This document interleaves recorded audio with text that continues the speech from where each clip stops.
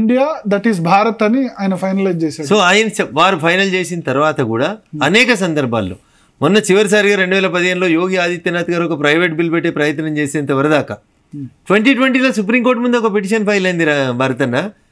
2020లో supreme court కొట్టేసింది ఒక petition, India పేరుని భారత్గా మార్చమని పిటిషన్స్ పడుతున్నాయి నా సుప్రీంకోర్టులో. ఒక బర్నింగ్ సమస్యని మేము సో స్మూత్గా ఒకవేళ రేపు బిల్లు తీసుకొచ్చి క్లోజ్ చేస్తే ప్రతిపక్షాలకి దానివల్ల కలుగుతున్న నష్టమైంది. మొదటిసారి మారుతుందా ఒక దేశం పేరు? ప్రపంచంలో ఏ దేశం తన పేరు మార్చుకోలేదా? మన కింద ఉన్నటువంటి దేశం శ్రీలంకకు అంతకుముందు ఉన్న పేరైందన్నా సిలోన్ ఏమైందన్నా? శ్రీలంకకు మారింది కదన్నా. ఇట్లా దేశాలు చాలా దేశాలు కొద్దిసేపు ఓపికగా ఆలోచిస్తే మనం చాలా చెప్పుకోవచ్చు. ప్రపంచంలో చాలా దేశాలు మయన్మార్ బర్మా ఎగ్జాక్ట్లీ ఇట్లా చాలా దేశాలు తమ పేర్లు మార్చుకుంటూ పోయినాయి కదా. ఇలా మనం మారుస్తలేం కదా. ఇంగ్లీష్లో ఇండియా, హిందీలో భారత్ అని రాసిన దాన్ని ఒకటే పదం తీసుకొస్తా ఉన్నాం భారత్ అని. What is wrong in it అని అడుగుతా ఉన్నాం. మేం కనిపెట్టింది కాదు, ఆర్ఎస్ఎస్ కనిపెట్టింది కాదు. ఆర్ఎస్ఎస్ చెప్తే ఆర్టికల్ 1లో అప్పుడు అంబేద్కర్ గారు రాయలేదు, రాజ్యాంగంలో ఉంది. మొదటి ఆర్టికల్లో ఉన్నటువంటి అంశాన్ని ఈరోజు మేము ప్రస్తావిస్తూ ఒక ఇష్యూని ముగింపు పలుకుతున్నాం అంటున్నా. ఓకే, 1991 నుంచి పెండింగ్ ఉన్న రామ మందిరాన్ని 2021లో క్లోజ్ చేసి ఒక సమస్యకు పరిష్కారం ఇస్తూ ఉన్నాం.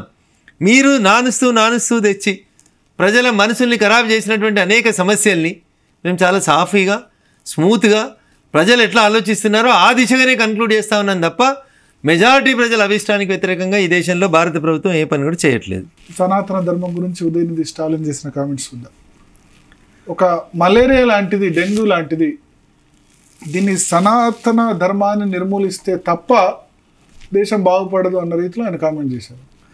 సనాతన ధర్మం మీద దాడి విషయం కానీ లేదా బ్రేకింగ్ భారత్ అనేటువంటి ఇష్యూలో కానీ I think is not the first person. చాలామంది ఇట్లాంటి ప్రయత్నాలు చేసినారు. I think is not the last person also. ఇంకా చాలామంది వస్తారు ఇట్లాంటి వాళ్ళు. దాన్ని ఎదుర్కోవడానికి సనాతన ధర్మాన్ని పాటిస్తున్నటువంటి వాళ్ళంతా కూడా ఒక క్రమ పద్ధతి లోపల మన ధర్మం మీద జరుగుతున్నటువంటి దాడి పట్ల పూర్తిగా అవగాహన పెంచుకోవాలి, ఎదురుదాడి చేయాల్సినటువంటి అవసరం ఉంటుంది. ఐ థింక్ నాకు గుర్తున్నంత మటుకు and subject to correction Udhayanidhi Stalin కాదు, వాళ్ళ తాత కూడా ఇట్లాంటి ప్రయోగాలు, ప్రయత్నాలు, మాటలు కూడా కొన్ని సందర్భాల లోపల మాట్లాడినట్టు మనం చరిత్రలో చూస్తూ వచ్చినాం.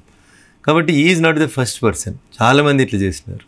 అంతేందుకు సావర్కర్ గారు ఒక సందర్భం లోపల చెప్తారు, వీర సావర్కర్ గారు ఒక సందర్భంలో చెప్తారు, ఈ దేశంలో ఉన్నటువంటి హిందువుల మధ్యలో ఉండేటువంటి అనైక్యత ఈ దేశానికి శాపంగా పరిణమిస్తుంది, ఈ దేశ విభజనకి దారి తీస్తుంది అని చెప్తారు. విభజన జరిగింది.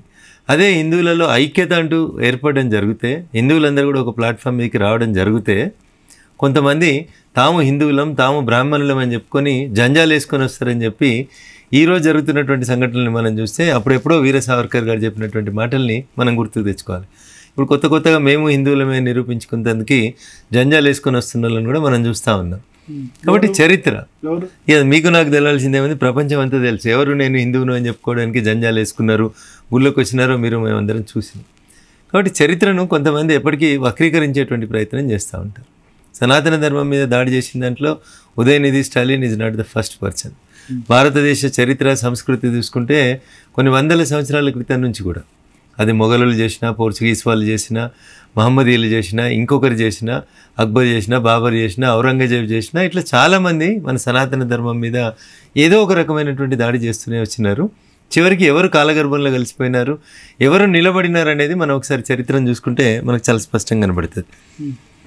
దీన్ని ఎగతాళి డిఎంకే అయితే మీరు అన్నట్టు కరుణానిధి టైం నుంచి వస్తుంది, తమిళనాడులో అది అధికారంలోకి కంటిన్యూస్గా వస్తూనే ఉంటుంది.